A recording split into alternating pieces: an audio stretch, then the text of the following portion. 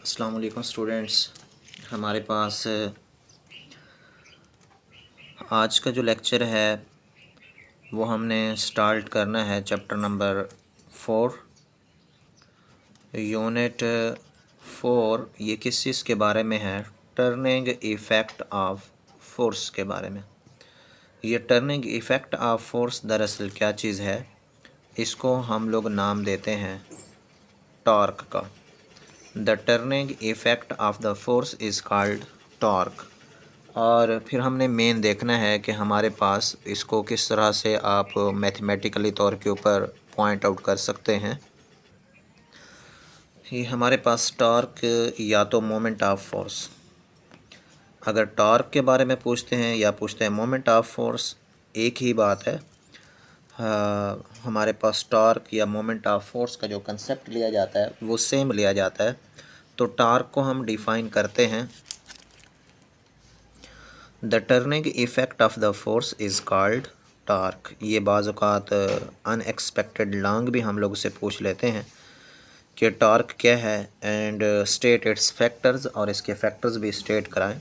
Torque को हम जब डिफ़ाइन कराते हैं, जो फोर्स का गर्दिशी असर है दरअसल में, जैसा कि आप एग्जांपल देते हैं opening and closing of a door है। डोर को जब हम लोग ओपन करते हैं या क्लोज़ करते हैं तो ये अपने एक्सिस के ऊपर रोटेट करता है। इसके अंदर turning effect of force generate होता है। वो जो टर्निंग इफ़ेक्ट ऑफ फोर्स है उसको नाम देते हैं हम लोग टॉर्क या तो मोमेंट ऑफ फोर्स का। जैसा कि साइड के अंदर टर्निंग इफ़ेक्ट ऑफ फोर्स ये हमें दिखाया गया है। इसके साथ ही फिर क्या आइडिया देते हैं, ये जो टॉर्क है इसको मैथमेटिकली तौर के ऊपर किस तरह से हम लोग स्टेट आउट कर सकते हैं। अब यहाँ से मैथमेटिकली तौर के ऊपर हम इसको डिफ़ाइन करते हैं, the product of force end moment arm. दरअसल में हमारे पास जो टॉर्क है या मोमेंट ऑफ फोर्स, ये प्रोडक्ट है किस चीज़ का? फोर्स और मोमेंट आर्म का। तो मैथमेटिकली तौर के ऊपर हम लिख सकते हैं tau is equal to F multiplied by L.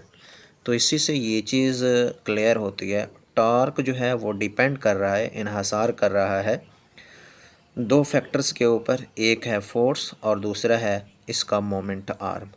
तो यहाँ से इसके फैक्टर्स भी हम लोग क्लियर कर लेंगे। द टॉर्क और the moment of force depend on force end moment arm. अब ये इसके ऊपर कैसे डिपेंड कर रहा है? It is directly dependent on the force and the moment arm.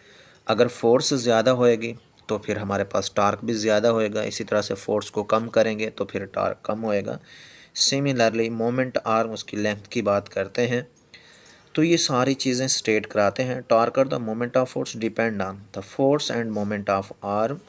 Greater is the force, greater is the moment of force. यानी कि अगर फोर्स ज़्यादा होएगी तो टार्क भी ज़्यादा होएगा। सिमिलरली अगर उसका मोमेंट आर्म ज़्यादा है तब भी टार्क ज़्यादा ही बनेगा।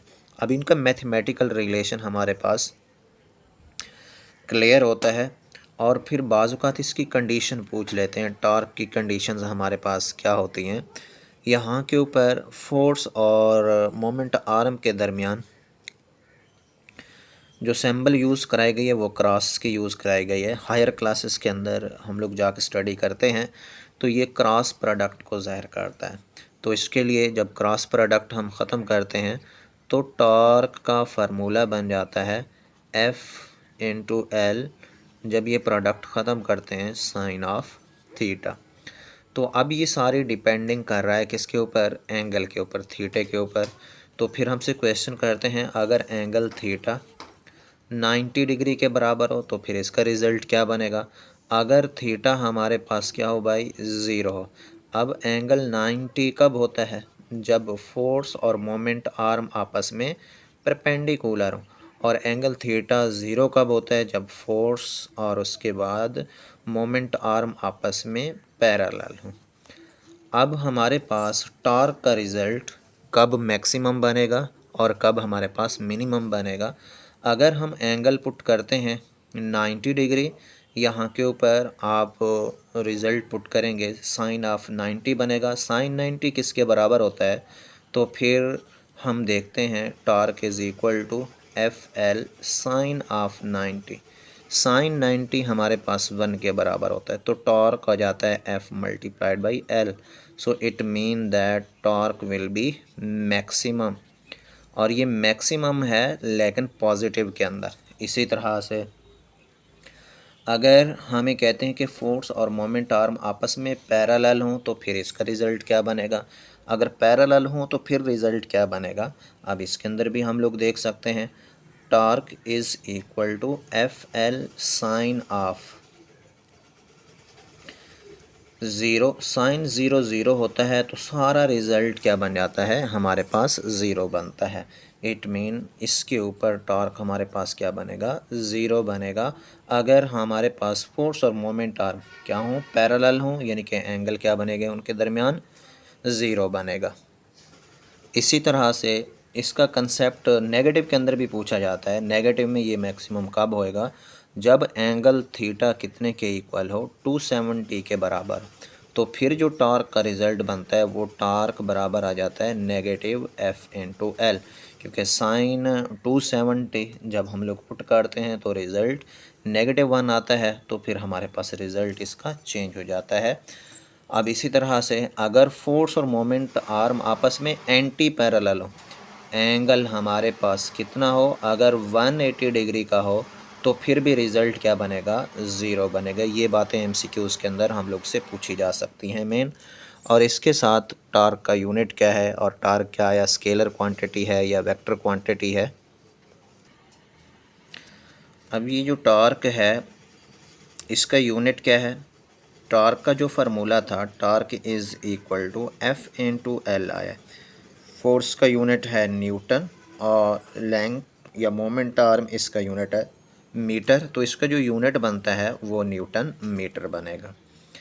तो इसके अंदर देखना ये है हमारे पास इसकी और यूनिट क्या पॉसिबल हो सकती है, इसको भी हम लोग ने क्लियर करना है। फिर आप लोग क्वांटिटी के हवाले से भी हेडिंग देंगे, क्या टॉर्क हमारे पास स्केलर क्वांटिटी है या वेक्टर क्वांटिटी है, इस चीज़ को भी आप लोगों ने क्लियर करना है, क्योंकि ये हमारे पास रिप्रेजेंट कर रहा है वेक्टर प्रोडक्ट को। तो ज़ाहिर सी बात है ये हमारे पास, तो ये टॉर्क हमारे पास वेक्टर क्वांटिटी बनेगी।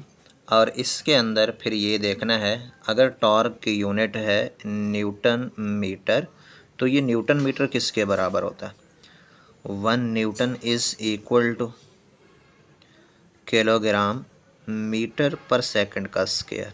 ये वाला मीटर अगर साथ मिलाएंगे तो फिर जो रिज़ल्ट बनेगा वो हमारे पास थोड़ा सा चेंज होएगा, किलोग्राम मीटर का स्क्वायर सेकंड इनवर्स का स्क्वायर।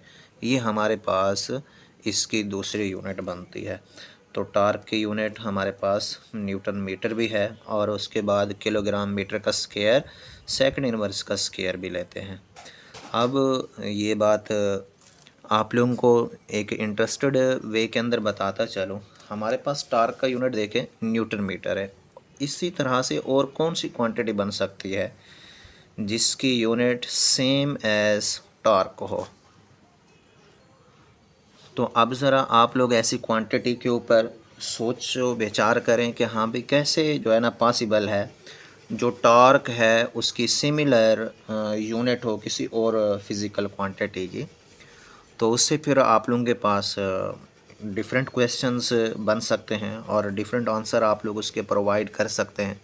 अब जैसा कि हम बात करते हैं वर्क की, जो वर्क है वो प्रोडक्ट है फोर्स और डिस्प्लेसमेंट का। W is equal to F into S या F इंटू डी भी ले सकते हैं डिस्प्लेसमेंट को। फोर्स का यूनिट है न्यूटन और डिस्प्लेसमेंट का क्या है भाई, या डिस्टेंस का मीटर। तो अब देखें जो टॉर्क है इसकी सिमिलर वैल्यू है किसके साथ भाई, वर्क के साथ, और इसके साथ फिर वर्क का वैसे हमारे पास जो ऐसे यूनिट है वो क्या लिया जाता है, जॉल, और 1 joule is equal to 1 newton metre. अब बाज़ औक़ात एनुअल एग्ज़ाम्स के अंदर हमें जो ही यूनिट प्रोवाइड करते हैं, what is the unit of the torque, newton metre भी प्रोवाइड कर देते हैं, जॉल भी प्रोवाइड कर देते हैं, किलोग्राम मीटर का स्क्वायर सेकंड इनवर्स का स्क्वायर भी हमें प्रोवाइड कर देते हैं। तो स्टूडेंट मोस्टली जाके किस चीज़ को पिक करते हैं, न्यूटन मीटर को। तो अब देखें हमारे पास ये तमाम पॉसिबिलिटीज़ हैं। अगर कोई पेपर सेटर क्वेश्चंस की अरेंजमेंट को थोड़ा सा चेंज कर रहा है तो आप लोगों को कंसेप्ट हो जाना चाहिए कि हाँ भाई, हमसे जो क्वेश्चन पूछा जा रहा है टॉर्क यूनिट के हवाले से, वैसे तो हम लोग जानते हैं बिल्कुल क्लियरली कि इसका यूनिट न्यूटन मीटर होता है, लेकिन फिर आगे हमारे पास same as that of work भी पूछा जा सकता है, क्योंकि जॉल भी ली जा सकती है। और इसके साथ फिर हम बात करते हैं क्योंकि जॉल बराबर होता है किसके, न्यूटन मीटर के, और या क्या ली जा सकती है, किलोग्राम मीटर का स्क्वायर सेकंड इनवर्स का स्क्वायर। अब इसके साथ हमसे मज़ीद भी मैथमेटिकली क्वेश्चंस पूछ सकते हैं। फोर्स की यूनिट वैल्यू हमें प्रोवाइड कर दें, मोमेंट आर्म की वैल्यू प्रोवाइड कर दें, लाइक जैसा कि एग्जांपल के अंदर दिया गया है, तो फिर हम आसानी के साथ मैथमेटिकल भी इनका सोल्यूशन कर सकते हैं कि हमारे पास टॉर्क की वैल्यू क्या बनेगी।